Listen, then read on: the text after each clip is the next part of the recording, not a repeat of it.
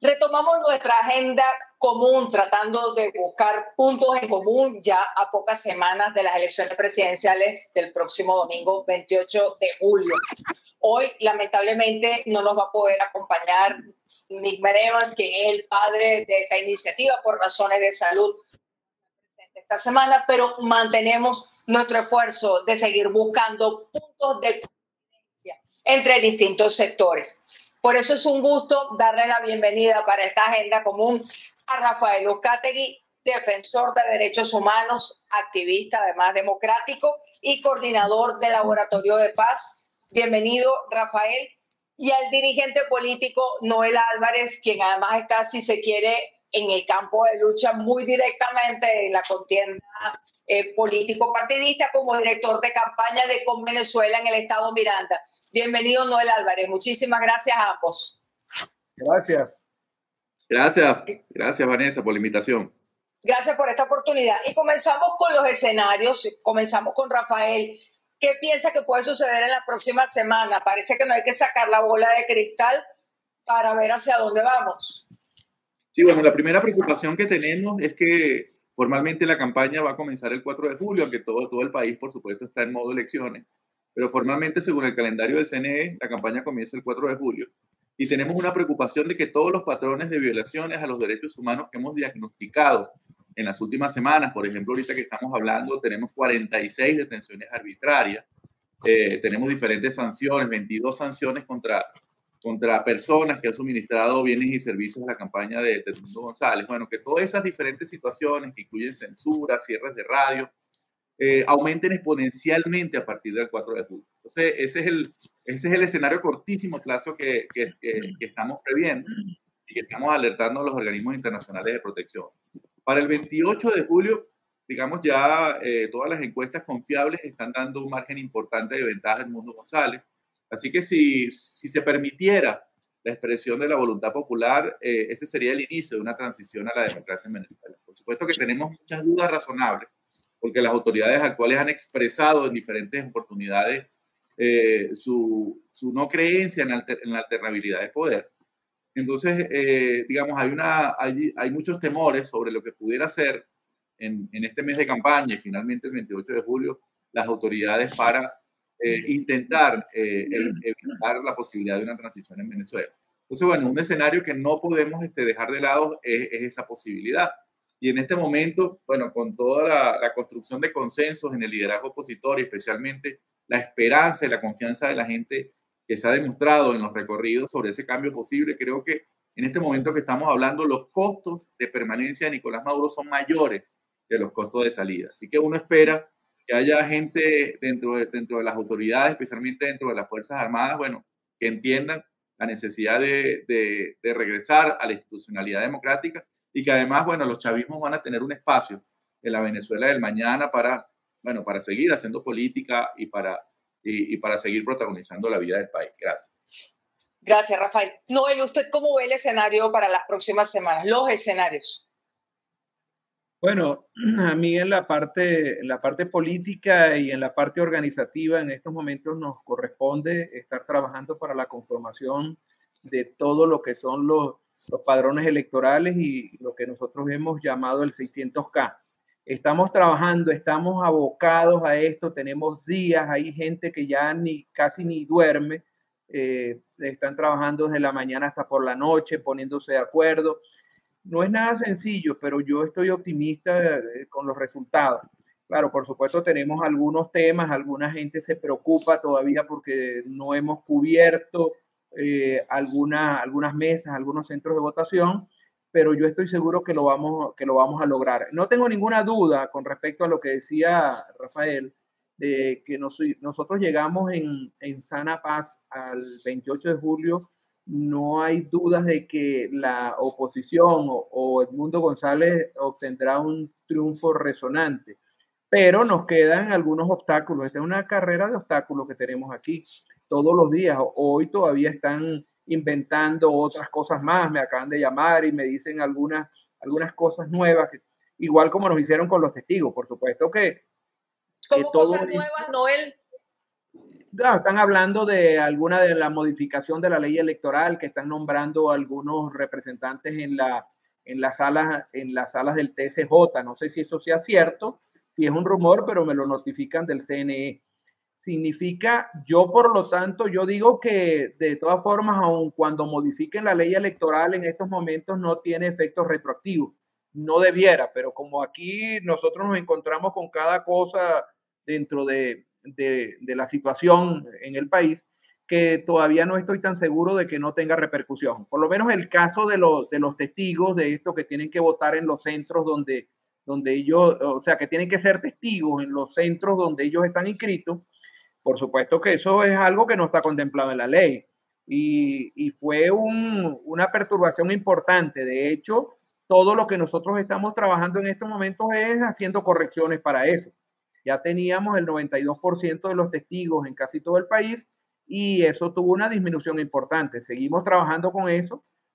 Hoy estamos trabajando, estamos haciendo un arqueo a las 12 del mediodía dentro de un rato, pero yo tengo fe y esperanza en que lo vamos a lograr. Yo creo que es más difícil ponernos de acuerdo entre los factores de la oposición para llevar unas maquetas consensuadas que luego tener los testigos. O sea, no tengo ninguna duda en que eso puede resultar bien. Aquí retomo uno de los puntos que quizás sobre los cuales se ha llamado la atención en el debate público, que es sobre el triunfalismo. Rafael, ¿usted da por sentado que Nicolás Maduro va a perder la elección? ¿Usted no ve el escenario de que el mandatario Nicolás Maduro sea reelecto? Bueno, hasta ahora si nos atenemos a las encuestas y nos atenemos además a varias señales, ¿no? Yo creo que la principal evidencia de la esperanza, de la posibilidad de un cambio, es que en estos momentos hay una rebelión en la antigua base electoral oficialista. Es decir, el voto histórico por Hugo Chávez hoy quiere votar por un cambio en el país. Y yo creo que ha sido muy acertado que este recorrido que ha hecho María Corina Machado a favor de la candidatura de Edmundo González haya precisamente iniciado en esos pueblos y zonas rurales que eran antiguamente bastiones del oficialismo. Y hemos visto, digamos, la respuesta y las reacciones de la gente.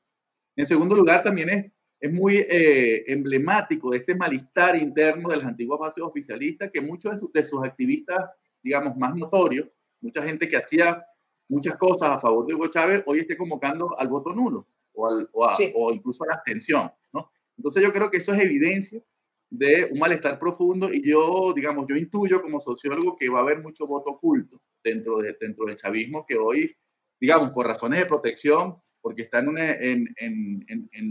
una institución pública, bueno, tiene que responder que va a votar por Nicolás Maduro, pero creo que hay un malestar allí muy profundo.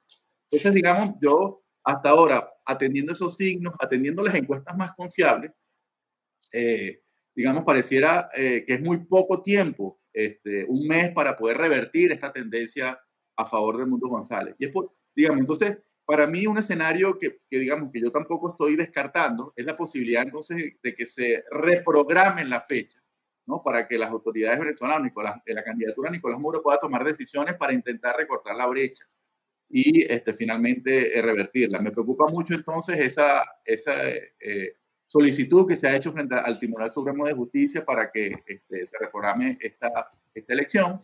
Pero bueno, esto estaría entonces dentro de esos escenarios que deberíamos prever. O sea, políticamente, racionalmente, Nicolás Maduro necesita más tiempo para recortar la brecha. Pareciera que un mes es insuficiente.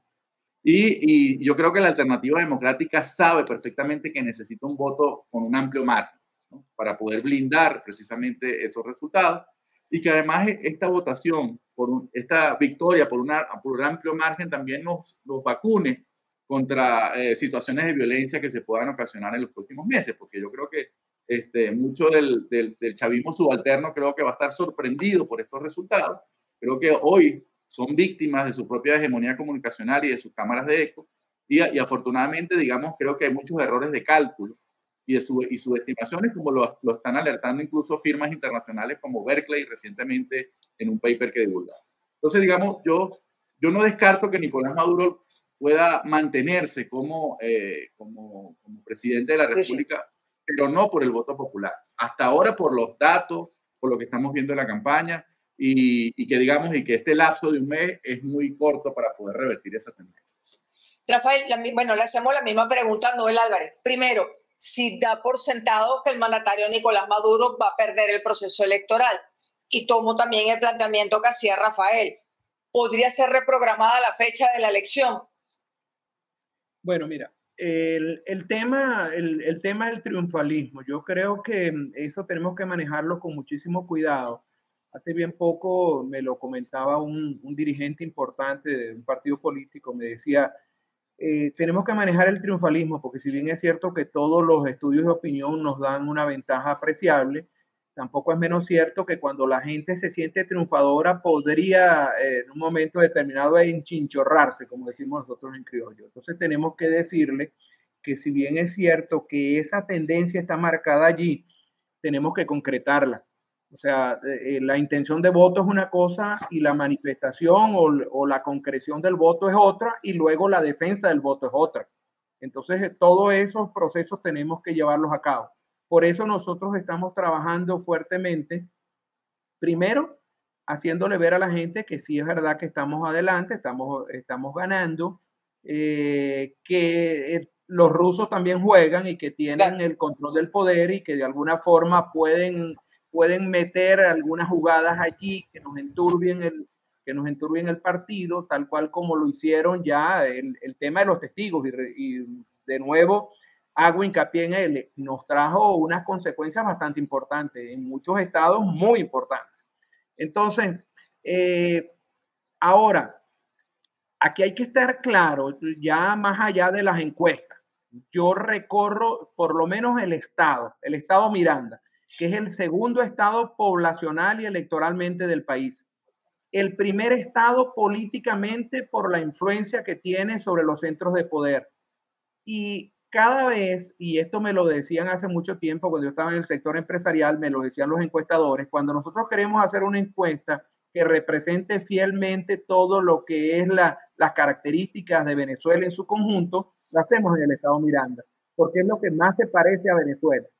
Bueno, yo te puedo decir que los valles del Tuy, voy a poner un ejemplo concreto, los valles del Tuy yo los recorro el mismo día lunes, el día feriado, estuve en Ocumare, en Lander y en Urdaneta conversando con la gente y me llama la atención porque esos eran unos territorios eminentemente chavistas. Sí. Y bueno, por las carencias económicas, por todo lo que nosotros sabemos, por la marginalidad, por la crisis económica y todo lo que se vive en ese territorio. Mucho más que Barlovento, por cierto.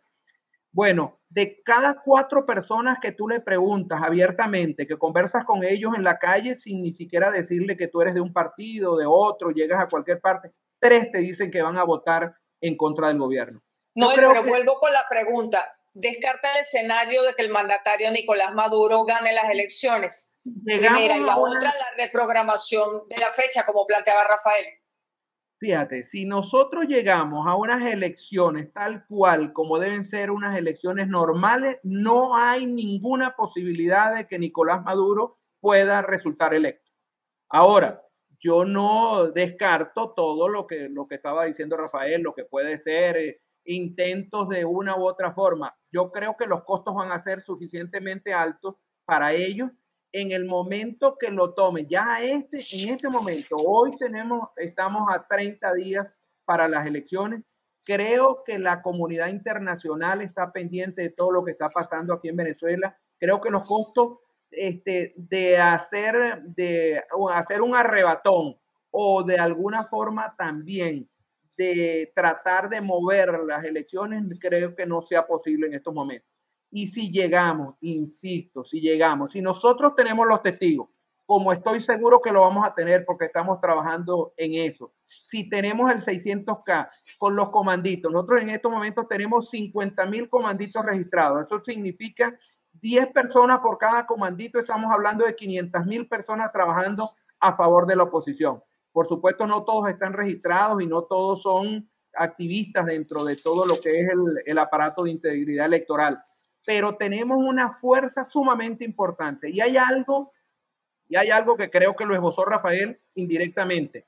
El tema, más allá de la preferencia por un candidato, es el resentimiento en estos momentos y la rabia en contra de los que están en el poder. Es el desgaste del poder, y eso lo sabemos nosotros, pero más en esta oportunidad. Creo que por primera vez en mucho tiempo asistimos a un evento electoral donde el chavismo, la gente del chavismo está en franca minoría y ellos lo saben. Y por lo tanto, hoy en día vemos cómo están haciendo todas estas argucias, todas las violaciones de los derechos humanos que decía, comentaba Rafael. Tenemos gente presa desde ayer, tenemos en Mérida, tenemos cierre de negocios, tenemos un montón de cosas que nos están haciendo que no, lo único que tratan de hacer es intimidar a la gente. Tenemos montones de gente de los comandos presos y todos los días tenemos amenazas de uno y otros de nuestros activistas que están trabajando. Entonces, bueno, es muy difícil trabajar en una situación como esta, pero tenemos que hacerlo porque estamos comprometidos que Venezuela necesita un cambio y con el actual gobierno no lo vamos a tener. Por lo tanto, nosotros nos empeñamos cada día en lograr un cambio político para nuestro país. Rafael, volvemos ahora con el punto de la Fuerza Armada, porque vienen semanas obviamente cruciales para todas las opciones políticas y bueno, evidentemente con la polarización que vemos entre el candidato Nicolás Maduro y el candidato Edmundo González Urrutia, que no es un secreto para nadie. ¿Qué piensa que puede ocurrir con la Fuerza Armada? Bueno, eso te puedo hacer algunos comentarios en modo de especulación porque la verdad es que ese es un sector del cual uno difícilmente puede tener información válida, ¿no? Y el primer comentario es que yo estoy de acuerdo con lo que dijo Margarita López Maya en una entrevista, que la campaña de Edmundo González ha llegado a este punto de entusiasmar a la población, de recorrer todo el país con todos los obstáculos y con todos los problemas que hemos detectado, pero finalmente esa campaña pues permanece y continúa, porque las Fuerzas Armadas pues han permitido que esa campaña se exprese, ¿no? Entonces, uno pudiera, digamos, intuir que hay sectores de las Fuerzas Armadas que han sido entonces un muro de contención frente a las pretensiones que pudieran haber estado en algún momento sobre que esa campaña no se desarrollara. Y por supuesto también hay que agradecerle las presiones que en algún momento hizo el presidente brasileño Lula da Silva para que se reconociera la candidatura de Edmundo González y que no pasara lo que sucedió con Corina Llor. Entonces, bueno, por supuesto, necesitamos que esa presión democrática permanezca sobre Venezuela, de Brasil, Colombia y el resto de la comunidad internacional. Pero en el caso de las Fuerzas Armadas, entonces uno se podía preguntar qué es lo que va a suceder el 28 de julio. Yo creo que ellos son los que van a tener un mejor despliegue, ¿no? Porque por el plan República van a estar presentes en todas las mesas y van a ser testigos de lo que allí va a ocurrir. Y como se necesita que la victoria por la alternativa democrática sea por un margen importante que blinde ese reconocimiento, y yo estoy de acuerdo con el amigo Noel en que se está trabajando en que esa sensación de triunfo no signifique que la gente se quede en su casa porque bueno, piense que no es necesario su voto, sino que cada voto va a ser muy importante para poder tener ese margen. Entonces los altos mandos de las Fuerzas Armadas van a tener esa información de cómo se está expresando la voluntad popular. Y uno lo que espera es que, bueno, por las razones que sean, bien sea por institucionalismo o por oportunismo, por pragmatismo, entonces las Fuerzas Armadas no quieran quedarse por fuera de la transición. Y bueno, yo creo que allí se va a iniciar un proceso de conversaciones y negociaciones sobre garantías que van a tener los sectores que hoy están en el gobierno en el futuro democrático en el país. Rafael, pero van a tener la última palabra, la Fuerza Armada. Lamentablemente yo creo, en mi opinión es que sí, ¿no? Creo que esa transición a la democracia que todos esperamos, lamentablemente, porque por supuesto uno es civilista, lamentablemente va a tener como último peaje la opinión de las Fuerzas Armadas en Venezuela. Gracias, muchas gracias, Rafael. La misma pregunta para Noel Álvarez. ¿Qué piensa que va a ocurrir con la Fuerza Armada en las próximas semanas y el propio 28? Mira, yo estoy totalmente de acuerdo con Rafael. Creo que la Fuerza Armada, para disgusto, yo nunca he estado muy de acuerdo con el Plan República, con los militares dentro de los eventos electorales. Pues creo que es un evento totalmente civil, pero bueno, están allí y no es el momento para cambiarlo. En algún momento tendremos que revisar eso. Pero creo que ellos de primera mano van a tener la información y yo tengo la percepción de que el desborde, el tsunami electoral que va a haber en el país lo van a presenciar ellos de primera mano. Y también estoy de acuerdo con Rafael cuando dice que los procesos de negociación, por supuesto, que van a pasar no solamente por la parte política, sino por la parte militar. Y yo espero que ellos actúen institucionalmente en aquel momento que corresponde y no tengo ninguna duda que lo van a hacer, entre otras cosas porque ellos van a querer que como corporación prevalezcan de cara al futuro. Y se quedaría muy mal si ellos se prestan para un evento que no es el que ocurrió en la realidad. Esos ejemplos los tenemos en todas partes. Ahí tenemos el caso de Pinochet con el referendo que se hizo en Chile, y aún él estando y siendo parte de la Fuerza Armada, cuando le pidió a la Fuerza Armada que lo apoyaran para violentar los resultados, ya nosotros sabemos los resultados. Y yo tengo la percepción, la intuición, porque no la seguridad, como dice Rafael, nosotros, ese es un mundo muy cerrado en el cual uno no tiene injerencia ni participación, pero sí le llegan algunos comentarios y creo que hay más institucionalidad allá adentro de lo que uno cree. Entonces no tengo ninguna duda que ellos van a respetar los resultados. Y por supuesto, entonces tampoco es que una vez ganando las elecciones, porque esta es otra preocupación que debemos tener.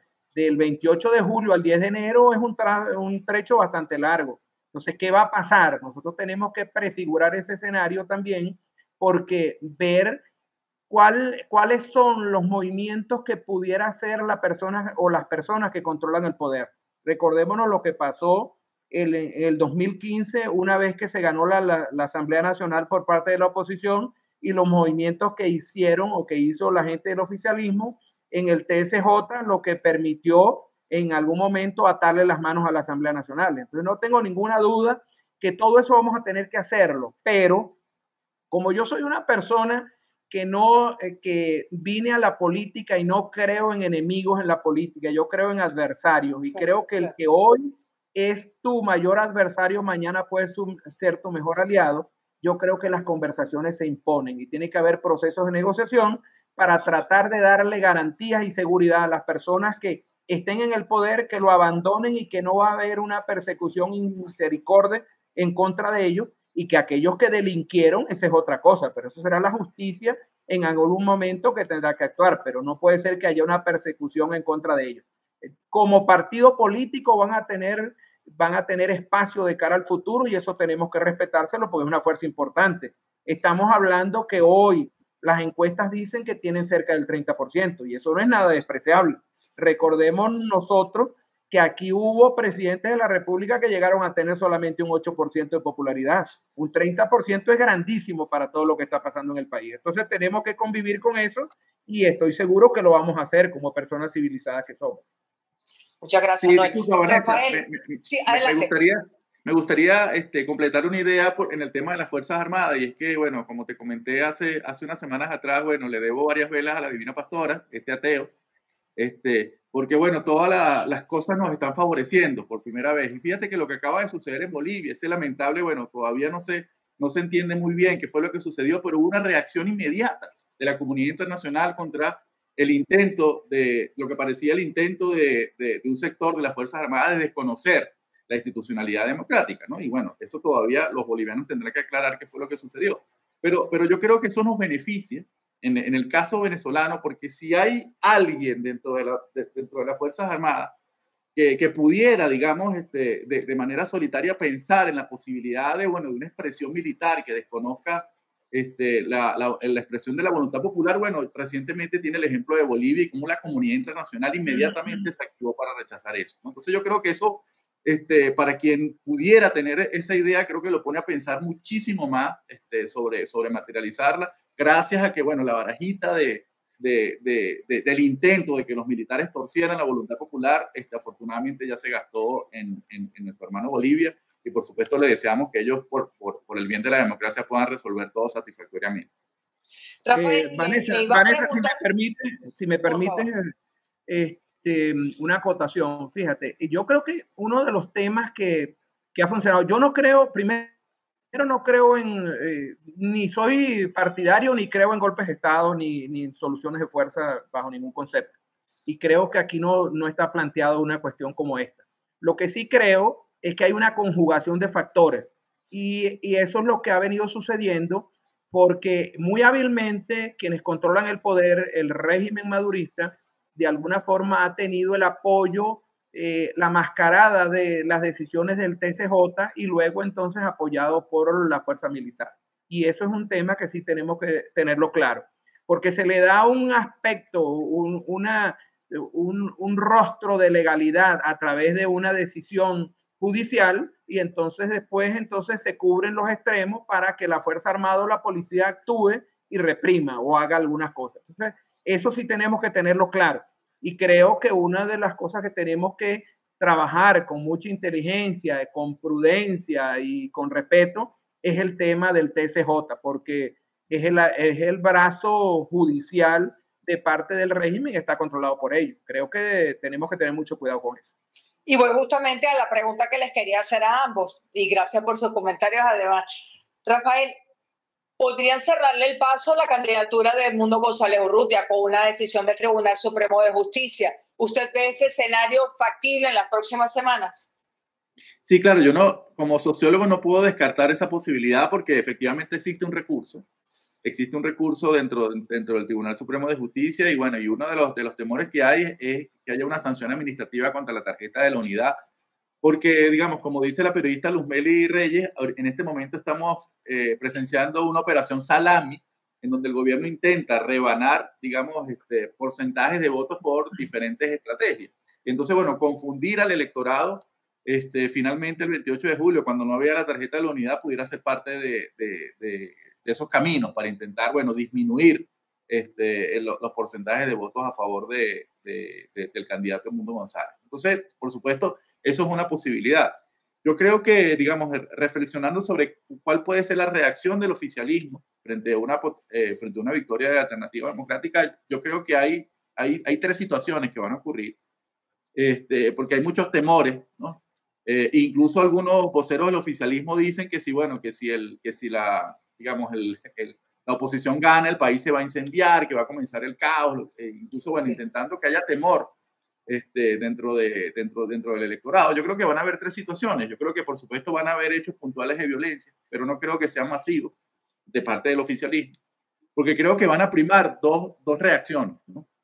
Como la victoria necesita ser amplia por un margen importante, que algunos han calculado de más de 2 millones de votos, creo que hay un sector del oficialismo que se va a sorprender, ¿no? Se va a sorprender y yo creo que incluso va a entrar en una fase de luto utópico, ¿no? Porque, bueno, el pueblo al que ellos representaban le ha dado la espalda, porque pensaban que seguían siendo la mayoría y contundentemente la gente pues aspiró a un cambio. Entonces yo creo que un sector medio del chavismo, digamos, se va a sorprender por ese resultado y creo que se va a inmovilizar precisamente intentando explicarse ese desconcierto de ese resultado. Y el otro sector del oficialismo, especialmente dentro del Partido Socialista Unido de Venezuela, no va a querer quedarse fuera de la transición. Entonces yo creo que allí, digamos, se van a comenzar a tender puentes de manera abierta. Creo que Juan Barreto ya lo decía, aunque él no es del PSUV, pero ya lo decía en un audio, que por supuesto están mirando la necesidad de sobrevivir políticamente, ¿no? Y yo creo que un sector del chavismo de manera muy pragmática va a comenzar a tender puentes para no estar fuera de la transición.